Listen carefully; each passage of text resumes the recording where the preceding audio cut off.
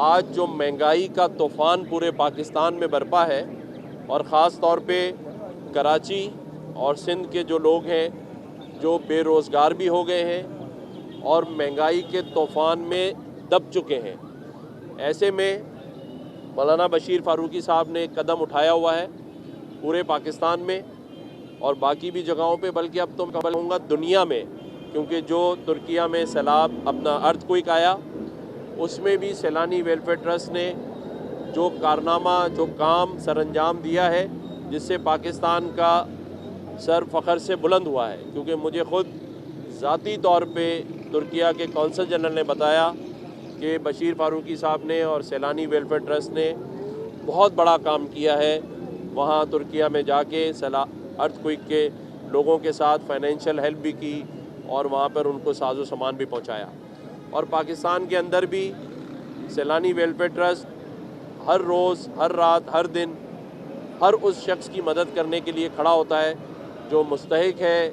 جو مجبور ہے، جو لاچار ہے، اس کے لیے یہ کام کرتے ہیں۔ اس رمضان سے پہلے ہمارے پاس ایک گورنر ہاؤس میں میٹنگ ہوئی تھی، بشیر فاروقی صاحب کے بیٹے میرے خیال سے آپ کے تشریف لائے تھے اور افضل چامڑیا صاحب، باقی لوگ بھی تھے۔ اس وقت بھی انہوں نے یہ کہا کہ چاہتے ہیں کہ پورے شہر میں بچت بازار لگائے جائیں، اور یہ وہ بچت بازار نہیں ہوں گے جو منافع خوروں کے ہاتھ میں ہوتے ہیں، یہ وہ بچت بازار ہے جہاں سیلانی ویلفیئر ٹرسٹ کی ٹیم، ان کے جو والنٹیئرز ہیں وہ یہاں کھڑے ہیں۔ انہوں نے ایک ایسا فارمولا بنایا ہے جس پہ یہ جو سپلائرز ہیں ان تمام آٹا، گھی اور چینی کے، ان سے انہوں نے بیٹھ کے مذاکرات کیے۔ بشیر فاروقی صاحب نے ان کو خوف خدا یاد دلایا، اس وقت کے حالات یاد دلائے، تو 30% ان کمپنیز نے ان کو ڈسکاؤنٹ دیا اور پھر 30% سیلانی ویلفیئر ٹرسٹ نے اس میں اور ڈالا۔ تو آج یہاں پر جو ریٹس آپ دیکھیں گے چیزوں کے، وہ تقریباً مارکیٹ پرائس سے 60% کم پہ مل رہا ہے، اور کچھ چیزوں میں 50 اور کچھ میں 30، لیکن 60% کا ڈسکاؤنٹ ہر اس آدمی کے لیے اویلیبل ہے جو اس مہنگائی کے طوفان میں پرچیز نہیں کر سکتا۔ ابھی جب میں نے یہاں سارا وزٹ کیا ہے تو جو شربت کی ایک بوتل 300 روپے اور 250 روپے میں ریٹیل میں ملتی ہے، وہ یہاں 150 روپے میں اویلیبل ہے۔ اسی طرح جو گھی ہے جو 1200 روپے، جو تیل ہے وہ تیل الحمدللہ جو بازار میں 650 روپے، وہ 399، جو مارکیٹ میں تیل 650 روپے کے جی مل رہا ہے، وہ یہاں پہ 399 میں مل رہا ہے۔ تو یہ بڑا ایک ڈسکاؤنٹ ہے۔ میری آپ کے چینلز کے تھرو ان صاحب حیثیت، صاحب اختیار اور صاحب اقتدار لوگوں سے یہ اپیل ہے کہ وہ سیلانی ویلفیئر ٹرسٹ کا ہاتھ مضبوط کریں، کیونکہ اس وقت یہ ایک ادارہ ہے جو لوگوں کے ساتھ کھڑا ہے، اور ظاہر ہے جو معاشی حالات ہیں اس میں اب بہت سارے لوگ جو ان کے ڈونرز تھے وہ بھی معاشی پرابلم میں ہیں، تو مزید لوگ جو سن رہے ہیں، چاہے وہ ملک سے باہر ہوں،